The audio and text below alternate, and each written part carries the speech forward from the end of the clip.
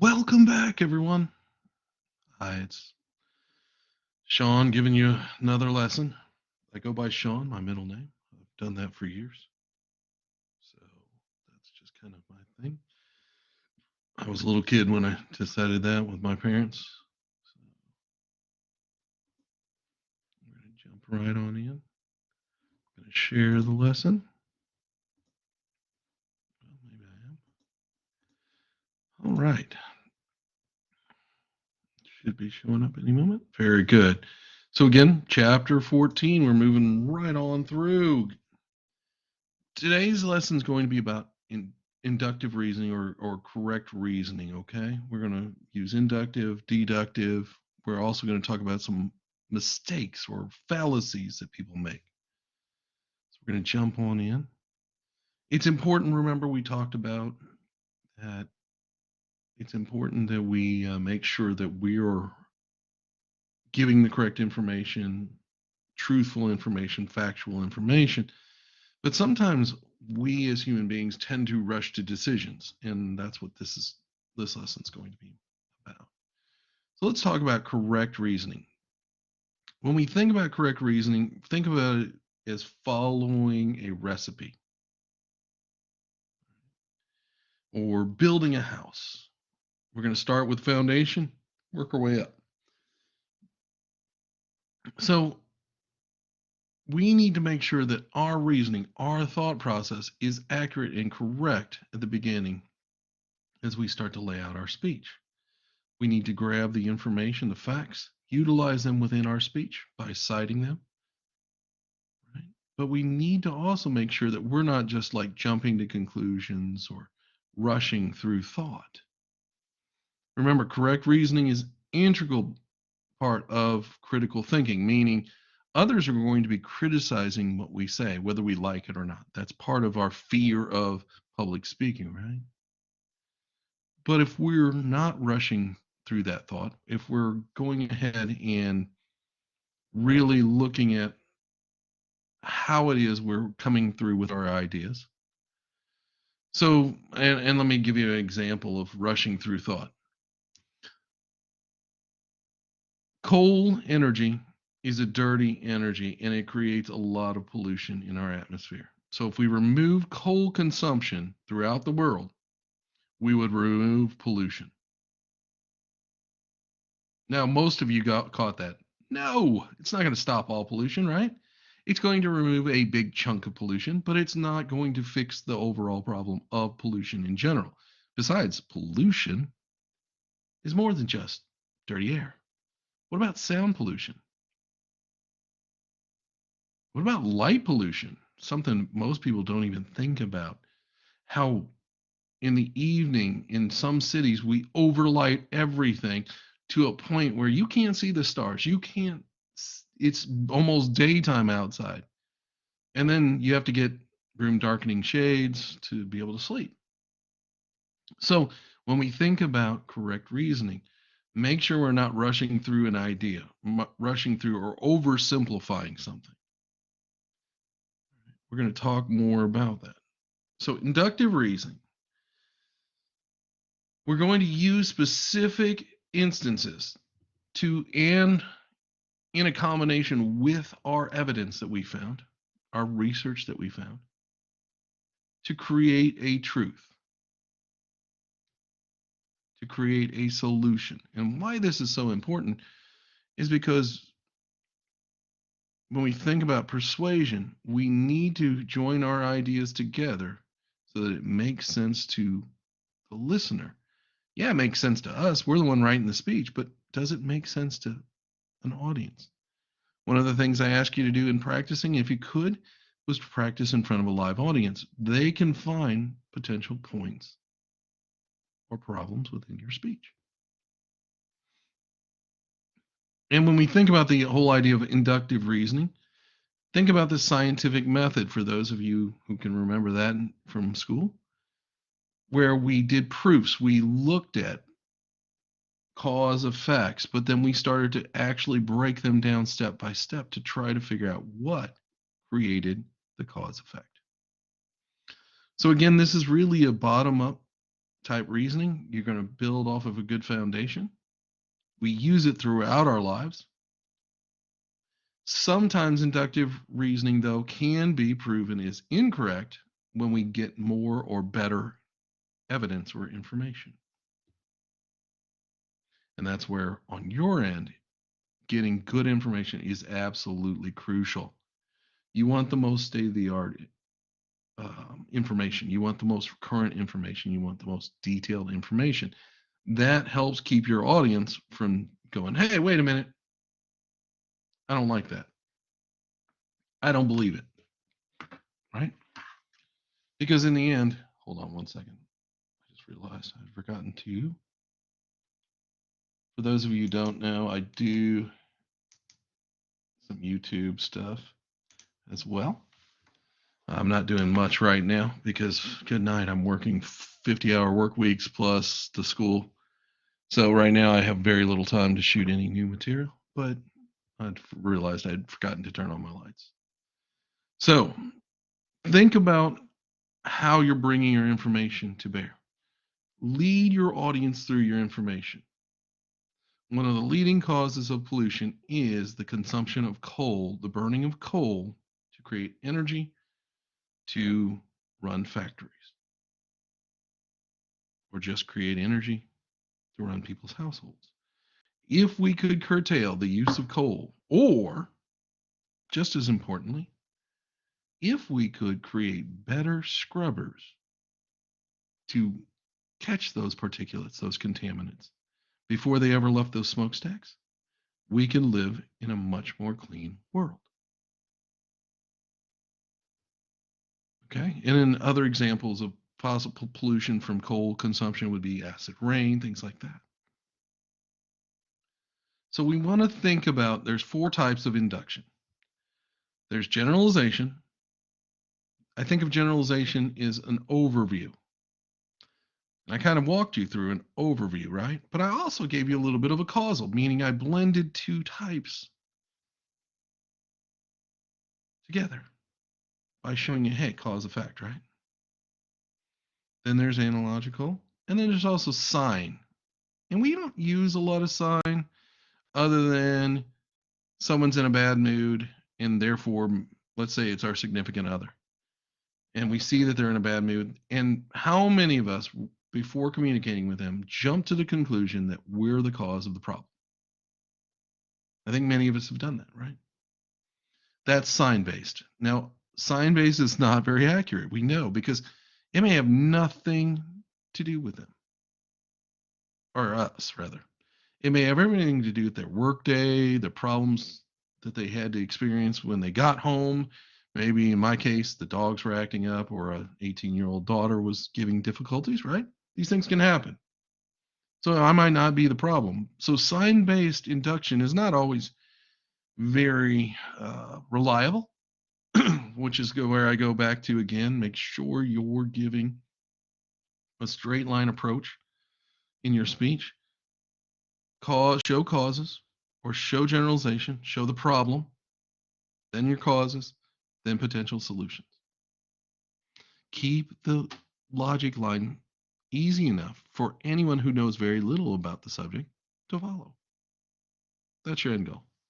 So when we think about generalization, it's a form of inductive reasoning that draws conclusions based on reoccurring patterns or repeated observations. I did some of this in my ethnography studies for my last degree in a neighborhood in the St. Louis metro area called The Hill, and that area is still predominantly lived in by Italian Americans, meaning their parents or their grandparents or their great grandparents were first generation, came over from Italy. And the neighborhood was established originally prior to right after World War I. And as Mussolini came into power, a lot of people decided, hey, let's sell our things and get out of town. We're not liking this guy. He doesn't represent our best interest. And they moved to America. They moved to the United States. And that's where that place started, basically. That neighborhood started. on then the outskirts of St. Louis. Now it's pretty much in the heart of St. Louis, where these people typically settled. And they settled there because they could create a community where they would understand each other. As they're learning English, they can use their Italian to talk with each other throughout the community, right? And still to this day, the population base, I believe, is 77% Italian American, meaning they're from Italy, first, second, third generation. Now, we have to be careful with generalizations, right? Because we can't just say any observations I make in that neighborhood are solely a result of that ethnic group, right? Or that group within the city. We can't draw those kind of total conclusions. But what we could do is it could allow us to explore relationship based things. For instance, a true Italian restaurant, and I'm not talking about Olive Garden or some other Fazoli's or Lord knows what else, but an Italian restaurant run by people who are from Italy or a couple generations out of Italy, what you will see is there is a communal feel to it. The tables are close together. It encourages tables to speak to each other, converse with each other, and create a larger entertainment for the evening meal.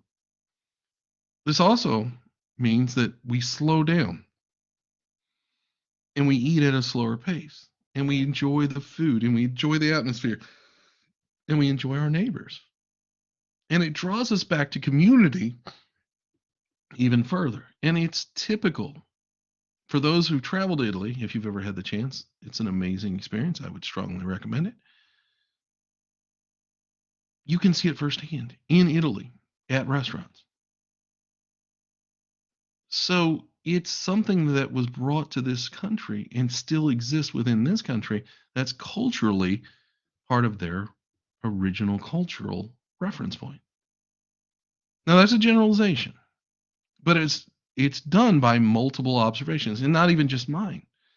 I read books. I looked at other people who told me the same thing, talked to other travelers who traveled to Italy way more than I'd got to, and they shared the same experiences. So the more instances that I can bring in, the more sources I can bring in, the stronger my argument might be. My conclusion shows that communal dining is very much a part of Italian American culture, just like it is Italian culture. And there's my conclusion. Now, I made that seem like really short and really sweet, and I didn't really dive in and show you all the different places where I read information or the people I talked to. But you got what I was trying to do there. I literally started walking you through the idea of how a certain group of people feel about dining and how the dining experience should be. Now, the mistake with generalization is making large jumps or generalizations too large, too broad of a generalization. That is not fair. But in this case, it's pretty easy to see. If you see the examples, you go to Italy, see it for yourself, you can indeed go, you know what? That makes sense. That is correct. So again, you want to make sure you're avoiding large jumps. Now, causal reasoning, I also brought up causal reasoning with that pollution concept. It's a form of inductive reasoning, but it usually is seeking cause effect connections or relationships. Now, your causes must be direct and strong enough, meaning it must be easy for our audience to see the correlation between the two occurrences, right? And we need to utilize a lot of past examples. In one of my past examples, again, I'm going to share with you from where I'm from. At the turn of the century, from 1880s to early 1900s, St. Louis's atmosphere was horrid. It reminds you of, if for those of you who've seen some of the images from China, of how like dark clouds can be over the city. And then we're not talking rain. We're talking from coal burning. And St. Louis had an abundance of coal all around it. So they were using coal to heat their homes, to create energy, to create, in power plants, both in steam and to create electricity. And what St. Louis found was that because of the burning of the coal, it was so contaminating. It was creating acid rain. It was killing trees. It was killing wildlife, plants, things that have been around for over 100 years. Trees were dying because of the coal smoke and the acid rain situation. When St. Louis stepped back and made adjustments in the early teens, 1900s, their atmospheric conditions improved dramatically by 50% in about a 5-year span. That's amazing. And that's historical causal reasoning. I can show you a real life occurrence and have you understand that, hey, this is a direct result. We stop burning coal, have better atmospheric conditions. Now, sign reasoning, we were talking about that one. So, sign reasoning, I mentioned, significant other, bad mood, must be me, right? No. So, sign reasoning can be faulty because we don't know. There's more in life, there's more than two things happening at the same time, right? In life, there could be a myriad of things happening. When I'm thinking about my life today, I'm thinking about my wife just left to go get her nails done. The 18-year-old is trying on dresses for prom, and I'm teaching. I've got two dogs. One of them's probably laying on the bed back there. Lucy. Lucy. She's not really acknowledging much, is she? She's trying to sleep. Again, lots of things are happening at one time. So if somebody ends up in a bad mood, would it be me necessarily? Right? No, not necessarily. So there's lots of things going on in life in general. So sign reasoning, be careful with this one. We're trying to show a correlation between one thing happening and another thing happening. But the difference between cause effect in sign reasoning is they signal each other, but they're neither one are the causes. Give you another example of sign reasoning. My wife's in a bad mood, therefore my mood suffers. It's my mood suffers is not a direct cause of my wife's mood. However, it influenced my mood, and therefore it's not a straight cause effect. It's just one thing creating another thing. Now, both of our moods might be affected by another sign. For instance, we don't have this problem, but if we had an economic problem, right? What if we didn't have enough money for this month? What if we're a little short? What if we're stressing about the cost of said prom dress, right? That's a real life problem. These things all kind of lead into each other, right? They kind of one to the other, but they're not direct causes of each other. So you have to be careful. You have to show correlation, which is sign reasoning, or causation, meaning cause effect. Correlation is used in social sciences. When we think about psychology, when we think about sociology, we're going to see a lot of correlation. Ethnography, I was looking at a group of people, right? Studying a group of people in a community that's largely made up of a said said cultural group, meaning Italian American, as I said, on the Hill in St. Louis. So there I was I was looking at things. I was looking for cause effects. I was looking for signs. One could derive from sign reasoning that Italian Americans are happier people, generally speaking, psychology wise, they actually are. One could derive from sign reasoning, therefore, that it has to do with their social evening meal experience. That would be more sign reasoning, not a cause effect. We're just kind of looking at one thing and looking at another and trying to figure out why something is. Analogical reasons. When we think about analogical reasons or analogies, Now, analogies could be real life, literal, or they could be figurative. And figuratively, meaning literal, we can see two things are somewhat similar. For instance, my favorite automobiles are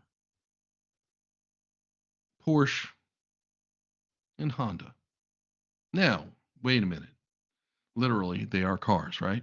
But figuratively, are they very similar cars? Porsche, I need to go fast. Two doors typically, right? Honda, four doors usually, reliable, right? So I've got two different ideas. So figurative versus literal. Most analogical reasoning, you're going to be using literal. You want your audience to follow your thought process.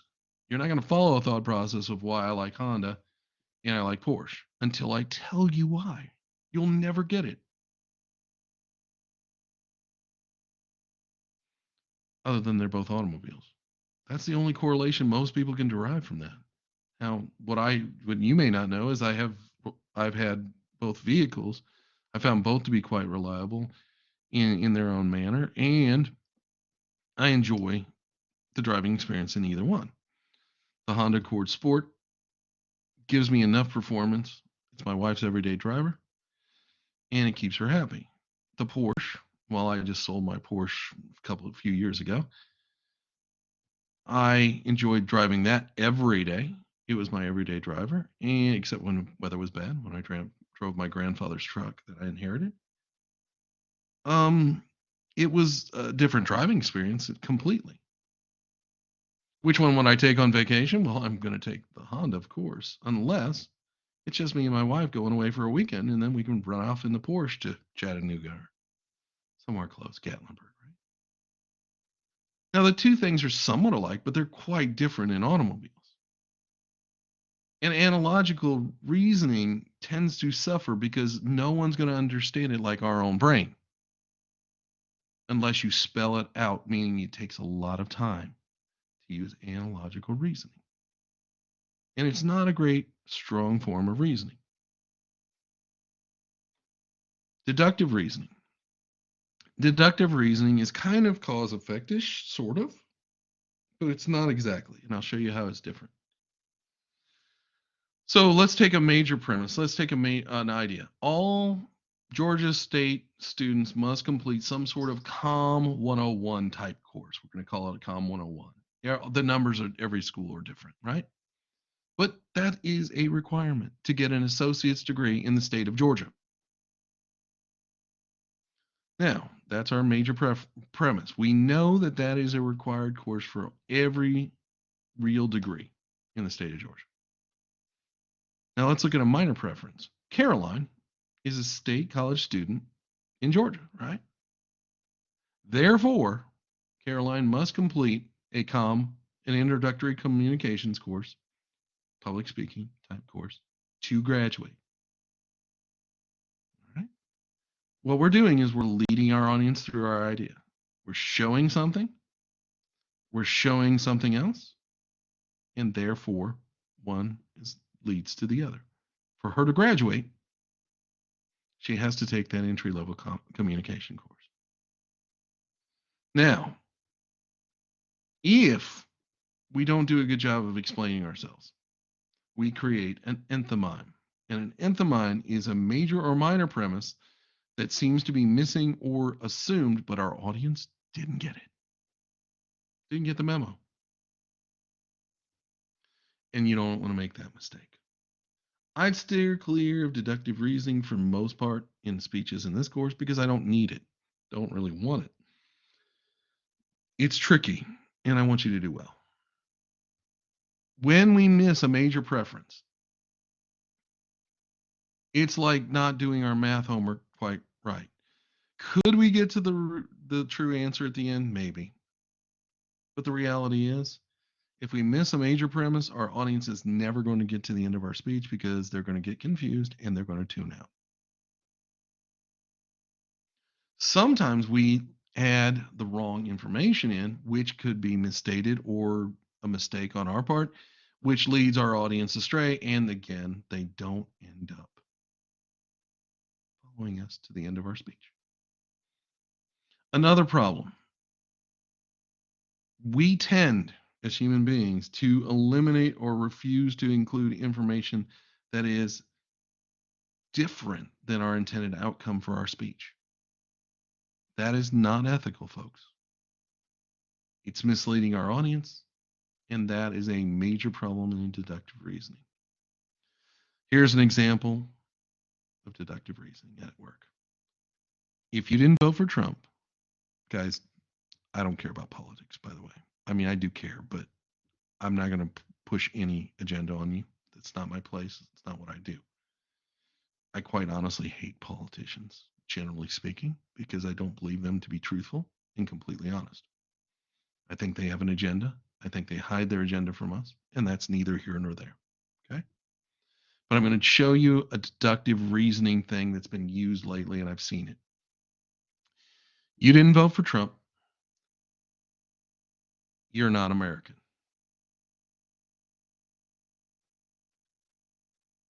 Here's another one. You voted for Trump. You voted Republican in the state of Georgia, right? And then suddenly you guys are changing the rules and for voting, and that's un-American. You see how I just flipped the table? One side says this, the other side says this. That's deductive reasoning. Is it true? Maybe. Probably not. The way you brought it, the way I brought it in this case, doesn't show a true correlation, right?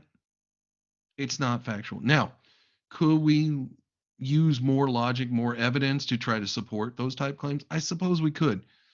Or we could probably start a dialogue and actually try to figure out why people vote a certain way, what they stand to benefit from voting a certain way, and understand how we can be more proactive at working together, either party, at getting agendas accomplished that actually help their people, their constituents. That's my solution to that one. But you've all heard deductive reasoning that's been faulty. You know, I heard when I was young, and I got to split time between two different churches when I was young. I was never baptized in any church, still not baptized, by the way.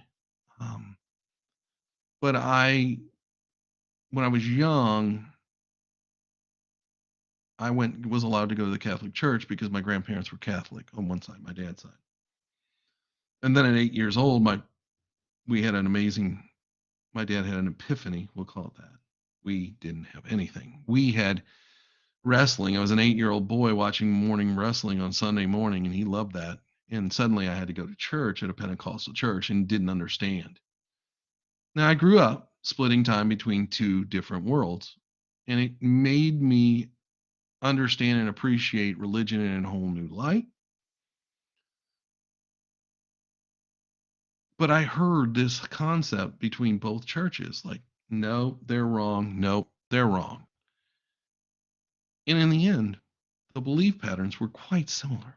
You're believing that this one guy dies on a cross and is resurrected for your sins. Ultimately, I'm keeping it simple. Again, not trying to bring religion into classrooms, just showing you how deductive reasoning, human nature is to find fault with something rather than find similarity with things. When you're a public speaker, you need to find similarities. Fault is all around us. Fault, remember, negativity doesn't create positivity in a speech. All it does is breed more negativity. So this is the problem with deductive reasoning. You're only looking for your narrow window and nothing more, right? Narrow window, nothing more. So be careful with the deductive reasoning concept and don't fall into that trap, because people try to trap us in that. And that's not true communication. That's just narrow-mindedness. That's just trying to get an agenda accomplished with blinders on. Get your news from multiple sources.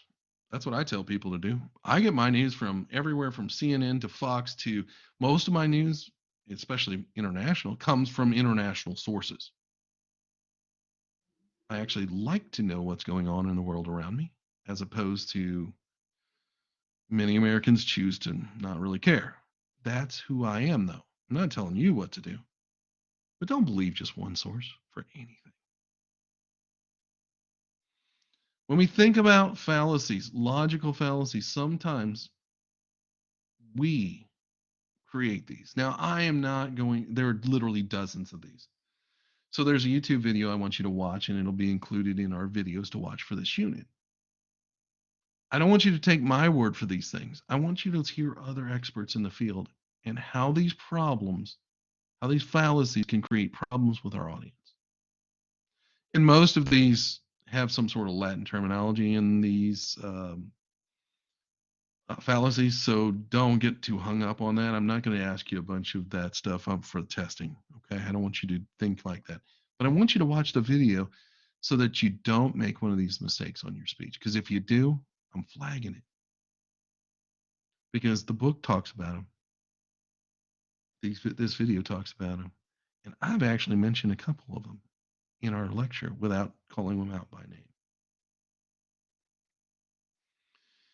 One of our problems, one of our biggest fallacies, is to overgeneralize, to come up with a too quick of a conclusion. Okay? That is like one of our biggest ones. We generalize something because one time we experienced it, and therefore it must always be this way. I had a bad experience at Fazoli's. I got food poisoning. Therefore, Fazoli's stinks. I'm never going to Fazoli's again. Kind of a hasty generalization, right? Yes, I got food poisoning one time. Had I eaten there before? Yes. Do I enjoy Fazoli's food? No. It's not real Italian food. Fast food Italian is what I call that. It's like Olive Garden. It's all fast food Italian to me. I'm making a generalization there, right? I'm showing one time a bad experience happens and I'm generalizing from it. Now I'm going to do another one for you.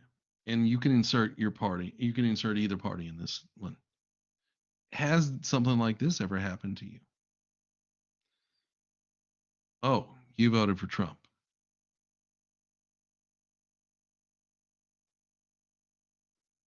Argument from silence. Or, oh, you voted for Biden.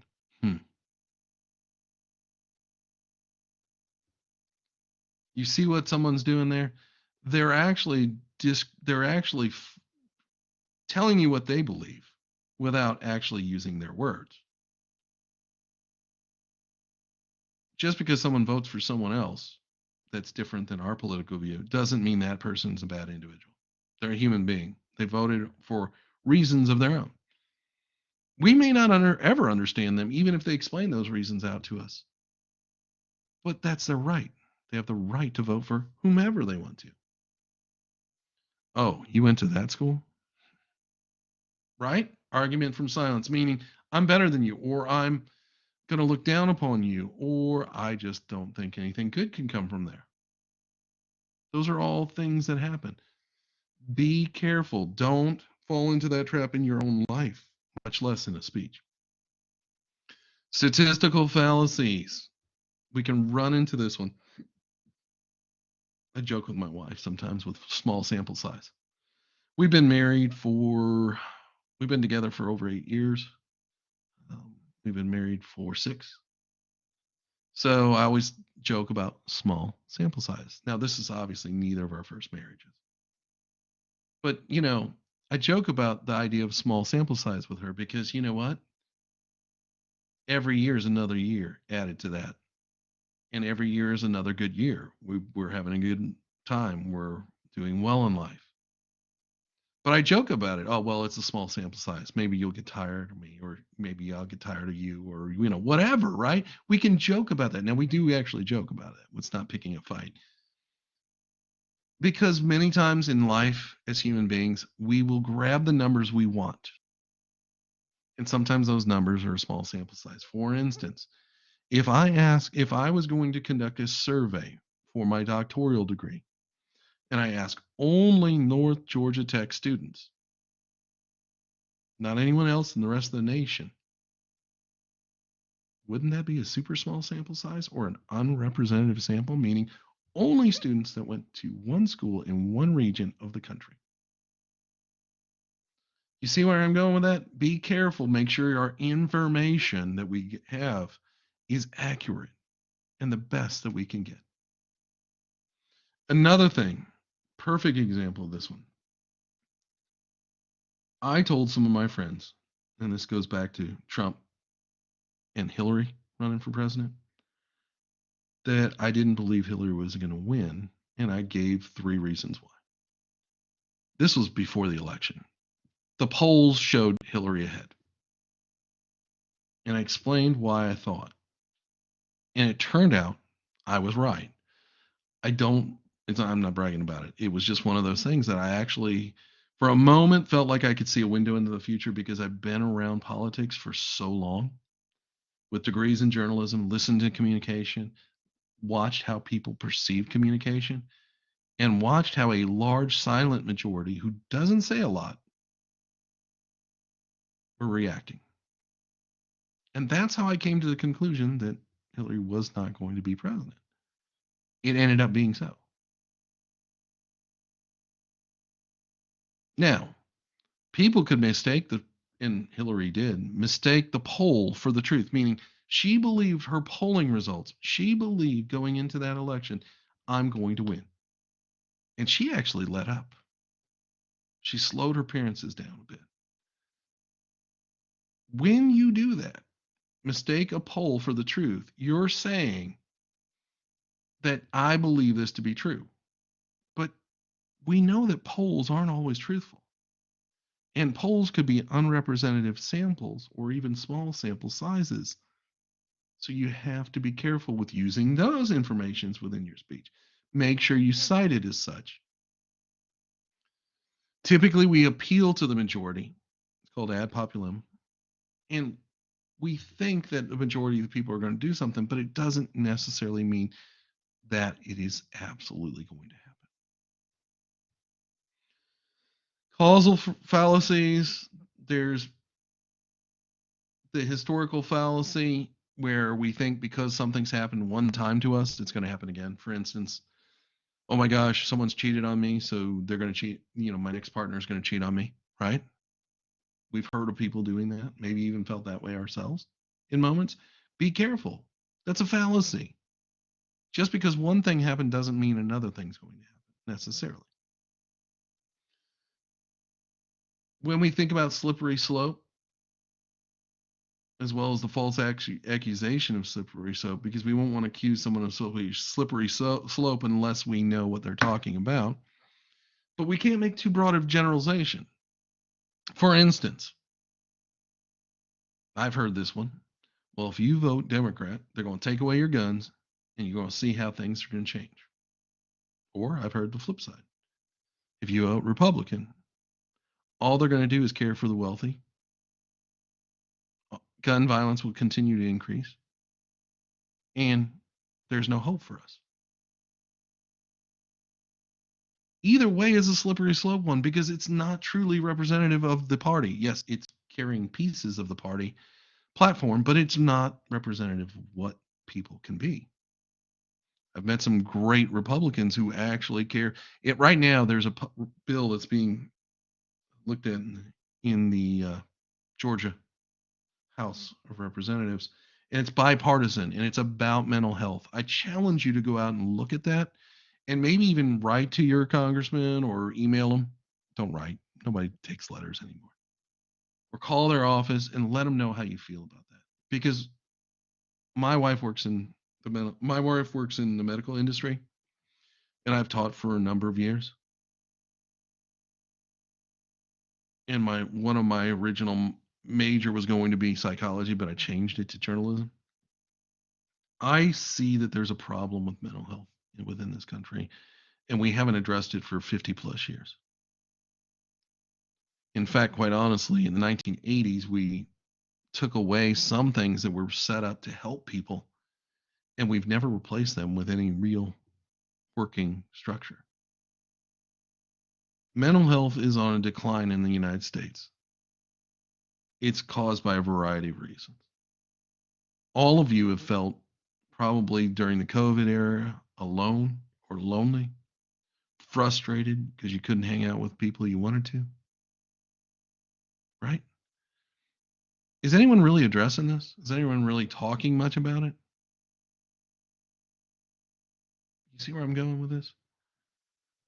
Be careful how we judge people because of party preference or religion or where they came from or what school they went to. Just be careful you create a slippery slope of which there's no return. Also, beware of false causes. Again, we can create a cause to some problem that isn't really a cause. So be careful. Make sure if you're looking at a cause effect relationship structure in your speech that things make sense to an audience. I teach a class on this. I could go on this one for an hour or more, but we're not going to. Propaganda. I teach a whole course on propaganda. For those interested in learning how the world is being manipulated around them, I strongly encourage you to read Edward Bernays, and he has a book called Propaganda. He has a couple other books that you might find interesting. If you're involved in marketing or think you're going to go down that line, strongly recommend you read these because you will start to understand how we're all being manipulated in moments. Not vastly manipulated, but in moments. A lot of these propaganda techniques were used in the last election by both parties. So don't try to go down a road of saying, oh, no, these people are bad. These people, everyone, both parties used them. There's a reason I'm not involved in the political system anymore. I was years ago, as far as writing speeches, doing research, helping. I see too many things being used the wrong way. Even social media outlets are using propaganda techniques to project their interests. Plain folks is just that. Hey, you're just like me. I'm just one of the guys, right? How many rich people have you ever heard say that, especially politicians? I'm just like you. No, you're not like me. You're worth $1.5 million a year. I'm not even close to that number. Okay. Right. Also, bandwagon, right? Ad populum, appeal to the majority, meaning how many Georgia fans jumped on the bandwagon when Georgia got to finally compete. And then we're just celebrating all day and all night because Georgia won a national championship. Yet after that game against Alabama the first time, how many of those same bandwagon people were just diving off, right? Yeah, we never can beat Bama. Think about it. Propaganda. Human nature causes us to do certain behaviors. We want to avoid some of those behaviors in our public speaking so that we can show the audience that we're being truthful, we're reputable, we're honest, we're ethical. Guilt by association, our parents has used this one against us. I wouldn't hang out with them. They get in trouble a lot, right? Just because we hang out with them, are we going to get in trouble? Maybe, maybe not. Appeal to pity, red herring. There's so many straw man. There's so many problems. Even appeal to authority can be misused. The book goes through the fallacies. Please watch that video. That's why I'm including it in because I want them to break it down for you so that you don't have to hear my voice for man, that's like about an hour worth of work, right? 45 minutes probably.